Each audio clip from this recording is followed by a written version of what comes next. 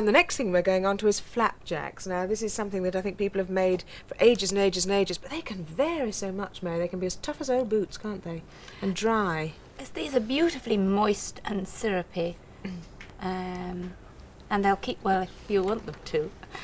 They won't last. This Oh, amount super. makes 16. But try as I made, when I made some last night, my husband pinched some when he came in from his cricket meeting, and the children have had some, so I bunched them up, making it look a lot, but there aren't many They're there. lovely and chewy. They're just how I like them anyway. This is a recipe that's made all in the pan, and first of all I'm going to measure the syrup. But to measure the syrup I'm going to heat the spoon first on the cooker that I've just switched on. Otherwise it's difficult for the syrup to come off the spoon. In the pan I've got 4 ounces of margarine. Now I always use margarine because I use brown sugar and you get lots of flavour from that. And so I'm going to measure the syrup, and it's just 1 tablespoonful. So you're putting that on, and the butter, the margarine is melting at the same time, obviously. And then to that I'm going to add the demerara sugar. That's the very granular sugar that's brown.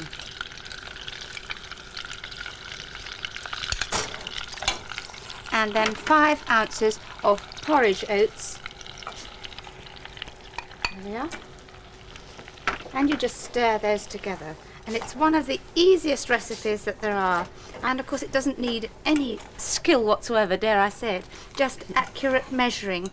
And children love measuring things out, and I think it helps, especially in the early stages of counting and being interested in weights. And of course the great thing is that, as you say, as long as you've got the ingredients measured correctly, they will have a satisfactory result to be proud of at the end.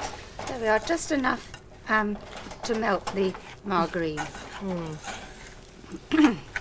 Very evenly mixed together. That's right, and then a little lump of margarine at the bottom there. And then into a tin which I've already lined, just as the previous recipe, with greaseproof paper. And that's what, about a 7 by 7 or something? That's like right, a square tin, shallow.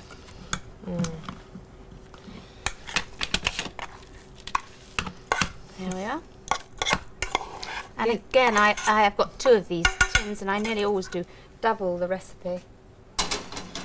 Because one goes as soon as you've cooked it, I suppose. Well, 16 small pieces go in no time. I don't feel like rationing things like this out at tea time, but I can easily get rid of them if I've got a few people in. There we are. Spread the mixture roughly, and then all you've got to do is bake them at 325 degrees Fahrenheit, gas number 3, for 25 minutes. And I'm going to put those under the table because I'm not going to bake them just at this moment. And then when you take them out of the oven and they're baked, ease them away from the side and cut them into 16 pieces while they're still warm. Not when they're hot, while they're still warm. because otherwise, if they've set too much, it would be jolly hard to cut them up.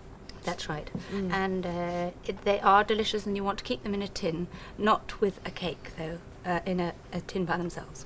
As you say, if they last that long, because I could imagine that they'd go like wildfire.